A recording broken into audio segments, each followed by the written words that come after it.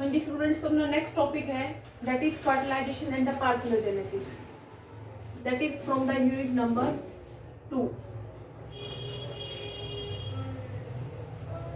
Fertilization and parthenogenesis. Now what is fertilization? As you all know, fusion of male and female gamete. ठीक है, male and female gamete का जो fusion होगा वो एक complex process होती है. ठीक है, और मेनली किसका फ्यूजन होता है? Mainly cytoplasm and the nucleus. Male से और फीमेल से जो न्यूक्लियस होते हैं वो कंबाइन करेंगे, फ्यूज करेंगे और फ्यूजन से क्या बन जाता है? जाइगोट की फॉर्मेशन हो जाती है. ठीक है, वो फर्टिलाइजेशन होता है. नॉर्मली डिफरेंट साइंटिस्ट के अलग अलग व्यू है. पेरेंटल व्यू से क्या आ रहा है, मैटरनल व्यू से, मैटरनल ओरिजिन से क्या आ रहा है. ठीक है, उधर से एग आ रहा है, उधर से स्पर्म आ रहा है और दोनों का फ्यूजन हो रहा है, फीमेल प्रोनट लाइफ यूज कर रहे हैं.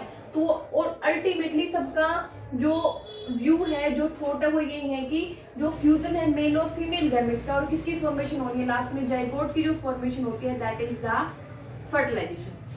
ठीक है, तो जो फर्टिलाइजेशन होता है वो उसके अंदर दो इंडिपेंडेंट फंक्शन होते हैं. The process of fertilization involve two independent functions. First one is activation and second one is the amphimixis. Activation क्या है? Involve penetration of sperm in the egg followed by a series of changes in the egg cortex. कि egg cortex के अंदर वो एक series of changes को क्या करता है? फेस करता हुआ जाता है. जब वो फीमेल जेनिटल ट्रैक्ट के अंदर एंटर करता है, उसके बाद वहां का एसिडिक एनवायरनमेंट है. आफ्टर दैट जब वो एम्पुल और इस्थमस जंक्शन तक पहुंचता है तो वहां पे उसको एक सीरीज ऑफ चेंजेस जो होते हैं उनसे पास ऑन होना पड़ता है, उनको फेस अप करना पड़ता है. आफ्टर दैट वहां पे क्या होता है? फर्टिलाइजेशन. तो this one is the activation, वो अपने आप को एक्टिवेट करता है. Second one the amphimixis. Amphimixis that is the fusion of male and female pronuclei. ठीक है, उनकी जो प्रोन्यूक्लियाई होते हैं उनका जो फ्यूजन होता है उसको बोलते हैं एम्फीमिक्सिस. ये एम्फीमिक्सिस होता है कि एक्टिवेशन के बाद जब वो एम्फीमिक्सिस करेगा तो वहां पे क्या करेगा? डिप्लॉइडी को रिस्टोर करेगा. As you all know gametes कैसे होते हैं? हैप्लॉइड्स होते हैं. तो जब उनका फ्यूजन हो जाएगा तो वो डिप्लॉइडी को रिस्टोर करेगा. और कोई भी जो अपोजिट सेक्स में जब मिलते हैं तो वहां पे ऑब्वियसली वेरिएशंस आती हैं, तो जेनेटिक वेरिएशंस को भी क्या करेगा? रिस्टोर करता है. तो क्या है? फर्टिलाइजेशन इंडिपेंडेंट फंक्शन को इन्वॉल्व करती है. First one is activation that is penetration of sperm inside the egg and involve a series of changes. Second one is amphimixis, fusion of male and female pronuclei that restore diploidy and the genetic variations. So this one is about the two independent function. Now there is site of fertilization, कि fertilisation actually होता कहाँ पे है. ठीक है, कि कैसे है साइट जो है फर्टिलाइजेशन की, अकॉर्डिंग टू द प्लेस और नेचर, कि किस प्लेस पे है और नेचर कैसा है. तो उसके बेसिस पे हमने क्या किया है कि कहाँ पे हो रहा है? बॉडी के अंदर हो रहा है, बॉडी के बाहर हो रहा है. On the basis of place and nature fertilization जो है वो दो टाइप का है, internal fertilization, external fertilization. Internal fertilization when the fertilization take place inside the body. As you know reptiles, birds and members mainly include the human being. Fertilization कैसा है? Internal fertilisation होता है. ठीक है, तो वहां पे क्या होगा? 100% चांसेस होते हैं कि फर्टिलाइजेशन हो जाए.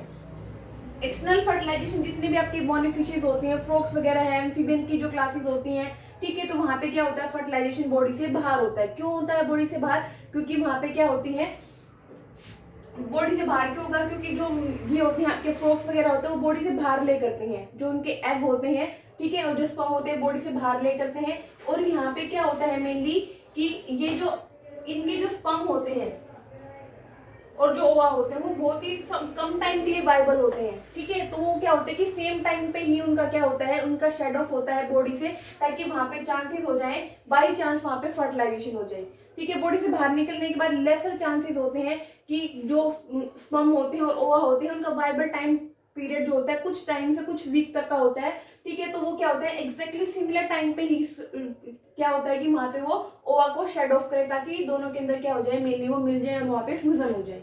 तो वो इंटरनल फर्टिलाइजेशन भी बॉडी में क्या पे होता है? एक तो ओविडक्ट के लोअर पार्ट में भी हो सकता है और ओविडक्ट के जो है अपर पार्ट में भी हो सकता है. ह्यूमन बींग्स का केस हम कंसीडर करें तो ह्यूमन बींग्स में क्या होता है? जो ओविडक्ट का लोअर पार्ट होता है वहां पे होता है मेनली इंटरनल फर्टिलाइजेशन. ठीक है, और कुछ केसेस में क्या होता है? अपर पार्ट में, जैसे कि आपके यूरोडेज जो है वहां पे क्या होता है? उसके अपर पार्ट जो ओविडक्ट है उसके अपर पार्ट में फर्टिलाइजेशन होता है. On the basis of source of gamete, कि गैमेट का सोर्स क्या है? एंडोगैमी है, एक्सोगैमी है, यानी कि सेल्फ फर्टिलाइजेशन की मेल और फीमेल एक ही के अंदर प्रेजेंट है, यानी कि मेल और फीमेल, यानी कि गैमेट जो है वो एक सिंगल इंडिविजुअल से आ रहे हैं, यानी कि यूनिपेरेंटल है. ठीक है, तो वहां पे क्या 100% चांसेस है कि क्या होगा? Self fertilisation. बट यहाँ पे क्या होता है? In some cases due to the protandrous and protogynous, इन कंडीशन की वजह से क्या हो जाता है कि कई बार वो सेल्फ फर्टिलाइजेशन को प्रिवेंट करते हैं और क्रॉस फर्टिलाइजेशन जो है उसको अडॉप्ट करते हैं। प्रोटोएंड्रस कंडीशन जैसे कि आपके एग्जांपल होते हैं लीच वगैरह होते हैं, फेरेटिमा पोस्थुमा, अर्थवॉर्म के एग्जांपल हम यहाँ पे कंसीडर कर सकते हैं। तो उनके केसेस में क्या होता है, प्रोटोएंड्रस कंडीशन होती है और वहां पे क्या होता है कि instead of being in the hermaphroditic condition but they show the self cross fertilization due to the presence of protogynous gynous यानी कि जहाँ पे फीमेल अर्लियर मैच्योर होते हैं और प्रोटोएंड्रस यहाँ पे मेल अर्लियर मैच्योर होते हैं। ठीक है, एक्सोगेमी क्या होती है जिसमें दोनों अलग अलग पेरेंट से आते हैं, स्पर्म जो होते हैं वो मेल से और जो ओवा है वो फीमेल से, यानी कि क्रॉस फर्टिलाइजेशन। एग्जाम्पल है human beings.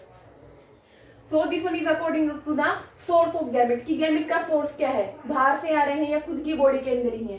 Third one is the nature of fusing gametes कि जो फ्यूज कर रहे हैं गैमेट्स वो कैसे हैं, सिमिलर है, मॉर्फोलॉजिकल सिमिलर है, फिजियोलॉजिकल सिमिलर है। ठीक है, तो उसके बेसिस पे भी क्या है, देखो आइसोगेमी और anisogamy. Isogamy same, iso mean same, अगर फ्यूजिंग गैमेट्स के हैं अगर वो सेम है तो उस कंडीशन को बोलेंगे आइसोगेमी। और एनआइसोगेमी जिसके अंदर फ्यूजिंग गैमेट्स कैसे होते हैं, डिफरेंट होते हैं। ठीक है भाई, तो एनआइसोगेमी का एग्जांपल नॉर्मली हम ह्यूमन बींग्स का यहाँ पे कंसीडर कर सकते हैं। इसके बाद next one is the number of sperm enter कि कितने नंबर ऑफ स्पर्म एंटर करने हैं, उसके बेसिस पे भी फर्टिलाइजेशन जो है वो अलग अलग साइड पे होता है। मोनोस्पर्मी है या फिर पॉलीस्पर्मी। मोनोस्पर्मी क्या होता है, when only single sperm is fertilized to a single ovum. Monospermy lots of animals show करते हैं। पॉलीस्पर्मी में क्या होता है, पॉलीस्पर्मी में मेनली क्या होता है, more than one sperm approaches to egg to fuse.